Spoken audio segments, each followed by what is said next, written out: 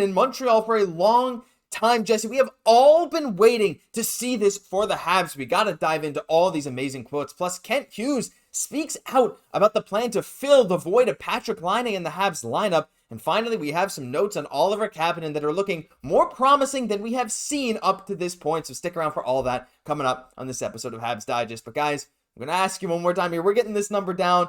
We're close to 50-50, so if you're not subscribed and you want to see us hit 15,000, but also you want the best daily Habs news, rumors, reports, everything like that, hit the subscribe button down below. It's completely free. We got a big goal, and we'd really appreciate if you could help us out with it. Jesse, time to get into the video. Oliver Kapanen, he is making such a case for himself, and while he definitely looked less natural on the right wing alongside Christian Dvorak than he has at center, he has still looked really, really good. And a recent article from Marc-Antoine Gaudin kind of dove into some of Kent Hughes' comments and some of his own comments on the situation. I'm going to bring them up for you right now. As we bring into this, Kent basically said that Kapanen has so much detail, he's so complete, he's confident, he has a lot of experience, and he came here to make the team. And Marc-Antoine Gaudin in the article goes on to say, the article linked down below as always, it's a fantastic one. Honestly, everything being said about Kapanen these days suggests he'll start the season in Montreal. Fans know that he can't be seeded to the AHL and will return to play in Timrå if he doesn't keep his job with the Habs. Jesse, I know we've been kind of talking about how it's basically, well, we'll get Dach off the screen for now. It's basically a given that Kapanen's going to make this team, but to see this confidence, the comments from Kent Hughes really paint a clear picture, but also confidence from an insider like Gaudin, it's just awesome to see. And I love how you've been so high on this player for a minute, Josh. Absolutely. You know, and I'm sorry, Timrå, but we need Oliver Kapanen with this team right now. I think it's starting to be clear. It's like, and just because even though I haven't seen those 9 games of the regular season yet that they're going to have as that further audition window, I just think we know from watching his play, like this is a guy that's ready for the NHL. Like even when we're seeing him score in the, in the World Championships, we're seeing those goals. We're saying that's an NHL caliber type of goal. And it was surprising us because we didn't get to see him as much, right? But big surprise, his game is translating so well to the next level. And a big thing to understand of why he might be ready as well.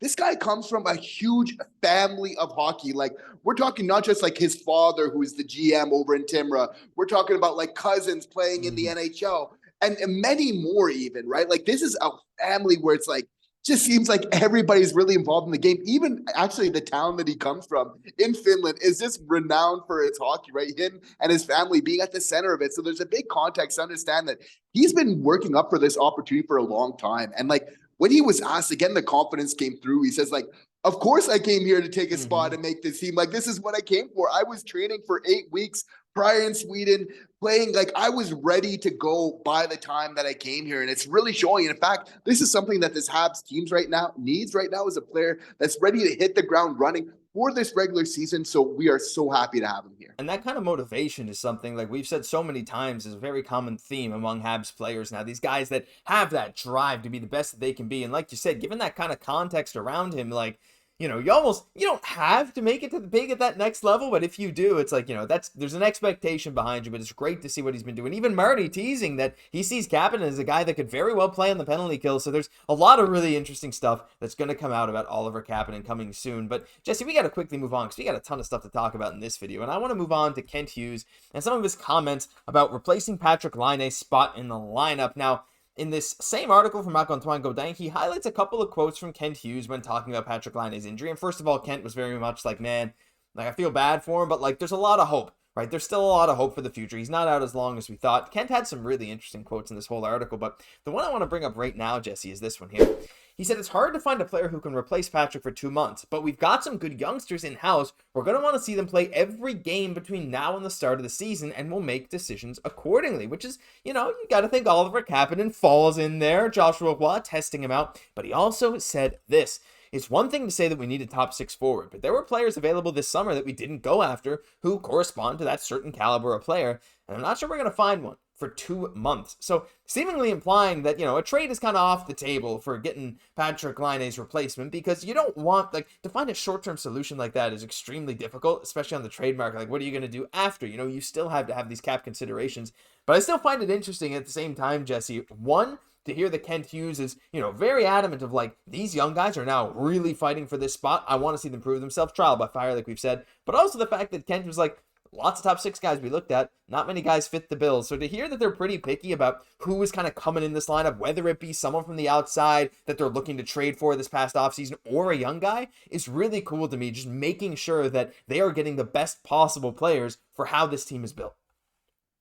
And if Patrik Laine was out for this entire season, it would be a different story. You'd have to feel like Kent Hughes, he'd be motivated to kind of picking up that phone. But now with it being a couple months, even though it's not an ideal situation, Kent Hughes feels that they can handle this in-house, internally, getting a little bit of help as well there, which I think is probably the best solution. Again, with Patrik Laine, like, you don't want to feel like you're finding kind of his replacement when you know that he's going to just be coming back in a couple months. Like, of course, financially speaking with the cap, it's kind of hard to bring in a caliber, kind of second line at least type of player as well, and still kind of balancing that all out. So I think this definitely makes sense. I think that these younger guys, they're ready for that opportunity. We're speaking primarily to Joshua Waugh, who was a huge opportunity for Oliver Kapanen as well. But you have to feel with Dach being back, that's going to help that second line, and he's going to really help improve who else is on that line with him. Yeah, it's going to be really cool, again, to see this battle, because we've already kind of seen it. Like, it's not like I thought Heineman had a bad game or anything, and definitely Oliver Kapanen looked, I'm not going to say he looked uncomfortable, because he didn't, but there's going to be a bit of a learning curve with him playing on the wing, if that's kind of the long-term solution. There's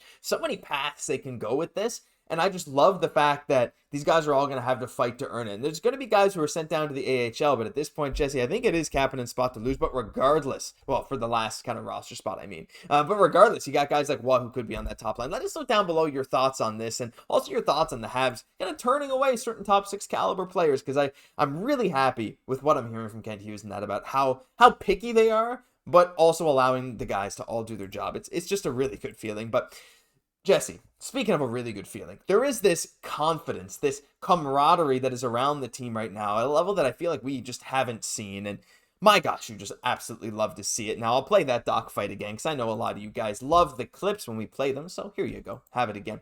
I mean, we all know Ridley Gregg had a late hit on Kirby Dach, and, they dropped the mitts. And Arber, of course, had his own late hit on Tim Stützle, though it wasn't to the head, as many Leafs and Sens fans will try and make you think.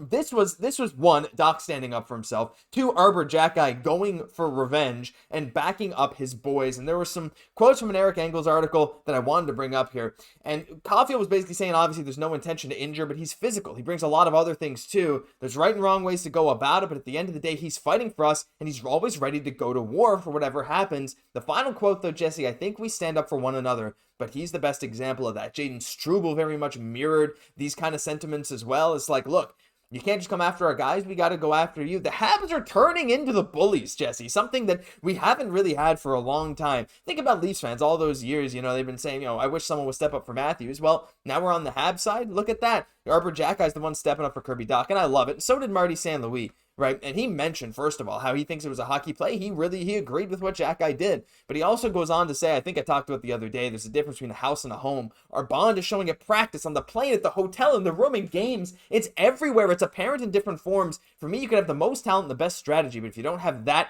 it's hard to become a championship team. And I couldn't agree more, Jesse, because this kind of quote, I keep having this play, but, I don't mind. But this kind of quote is the kind of thing you'll see in like a documentary about a dynasty championship team, to have all these guys wanting to fight for each other night in, night out. Their passion in their professional careers to help each other succeed. This is something that you love to see. It's something that we have been waiting for and building towards for years, but to see it come to life as strong as it has, even in these preseason games, is unbelievable. Absolutely. How about that dog fight? That was absolutely incredible. One more time. He's just showing he's going to take care of business by himself. He doesn't need X to kind of do everything for him. Like, this is a skilled player, but can he ever throw them? Starting to have a short history now of really being able to do this. But there's a greater context, right, Josh? Like, as we're talking about when we're kind of evaluating Xhekaj's actions, Dach's actions, like, it's, if it wasn't for these injuries kind of going on, maybe they wouldn't be reacting in the way that they have. But given kind of the games lost to injuries, like, the wounds are still fresh. Like, we're still just a couple of days removed from losing Laine for months now, right? So you have to feel like that's part of this team, like part of their consciousness when they're kind of dealing with these type of situations. I'd much rather have them be much more willing to kind of stand up and look out for each other than kind of the opposite of that. Of course, it's always about finding that right balance. Absolutely. But you can't blame the guys for understanding that we've lost so many guys to injury of late, and they're basically drawing a line in the sand, and they're sending a message to the rest of the league saying that if you do this to the Habs players, you can do it, but there's absolutely going to be consequences. There's more than one guy on this team that can definitely drop the gloves and is willing to do so, right? So like a lot of heart, like we saw even Slav fighting the everyday. It's just, they're coming out of the woodwork to really help their team, which is just absolutely incredible to see right now. He's going to learn his game. You know, Slav's going to be a little bit of a threat too when it comes to throwing them pretty soon. But again, this is a team that's just willing to go to bat for each other. And that's something that we really love. The fact that Marty doesn't have too much of an issue, I don't either. For sure, you want to make it count on the scoreboard with big hits like Struble, who's had a pretty good camp, in my opinion. Really good preseason.